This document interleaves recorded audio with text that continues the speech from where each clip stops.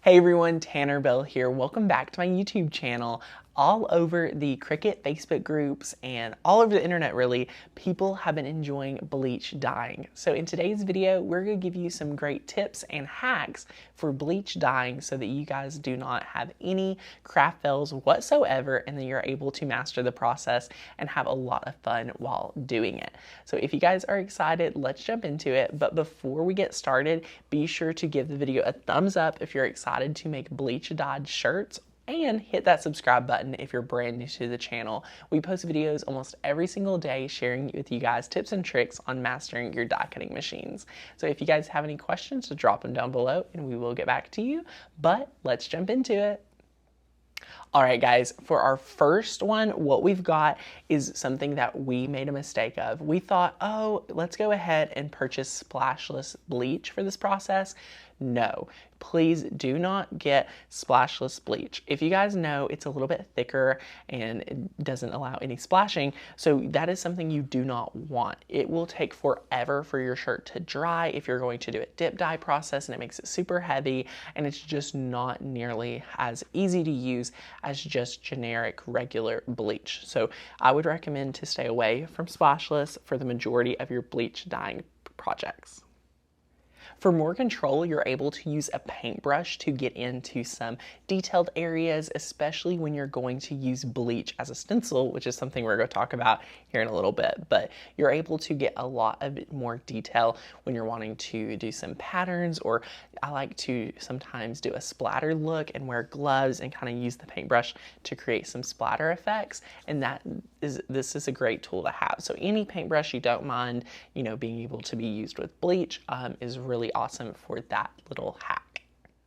Our third hack is what you guys really need to make sure of is to have a variety of spray bottles. Each of these different spray bottles create a different splatter on your shirt, which means you're gonna have a different effect. Some are gonna be thick, some are gonna be light, and it's going to be a lot of fun all across the board if you have just a variety of spray bottles. And be sure to list out that there is bleach in these. So label it, put anything on there. Don't let anyone think it's water or anything like that, so they do not start using it for other projects.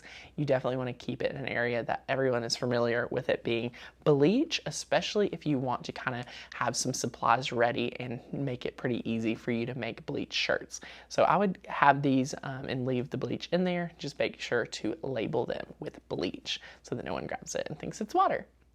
One of my favorite things is having a little bucket that you have for your dip dyeing. So this one is not too deep, it's not too big, it's not going to take up a ton of space in your craft room. You're able to fill it up with a little bit of bleach, dip your projects, and then once you're done, pour it out, clean it out with a water hose or inside a shower tub or anything like that, and you're able to just keep using it. And then honestly, when you're storing it, I already put my spray bottles and any extra supplies I have in the bucket, but I would not keep any additional shirts for new projects just in case there's any bleach left on the bottle or in the bucket. So keep those in a separate area, but any gloves and things like that you'll definitely want to keep all together in your bleach dyeing supplies. Make sure you're staying in a well-ventilated area. Seriously, guys, if you feel like you do not have a well-ventilated area, go outside. Bleach is a very strong chemical, and it's going to be able to transform your shirt really quickly. But again, the more dye you're working with and the more bleach you're working with for dyeing is meaning you're going to want to be in a really well-ventilated area. Turn on the fans, open the windows, anything like that will help you guys stay in a very nice, well-ventilated area, but also love dyeing outside too. So either way, enjoy it. Number 6 is one that I highly recommend, and it means go with the deeper colored of fabrics. The navy blues, the blacks, the dark charcoal grays, any purples, dark pinks, or anything like that. Any dark colored fabric is going to give you the best results for this project, and you do want to have the vibrant color, and you want to see that the bleach is able to allow it to pop. So really stick with those deeper colors so that you're able to get the best results and enjoy it the most. Number 7, be able to use scrap pieces of vinyl to cut out stencils that you're able to create with the bleach. And what we were talking about earlier about getting detailed is we love to use the paintbrush to get into the areas and make sure that you don't spray too much and it spreads. This is going to be able to allow you to get those perfect details and make sure that it's not going to spread. But the best tip is to use those scrap pieces of vinyl in colors that you typically are not going to use to create the stencil, so you're not wasting any of your favorite colors of vinyl. Number 8, if you're an impatient crafter like me, after the fabric has started to dry, feel free to use your easy press and a Teflon sheet to heat up the project so it dries really quickly and you're able to go ahead and start creating with an iron-on on it or anything like that.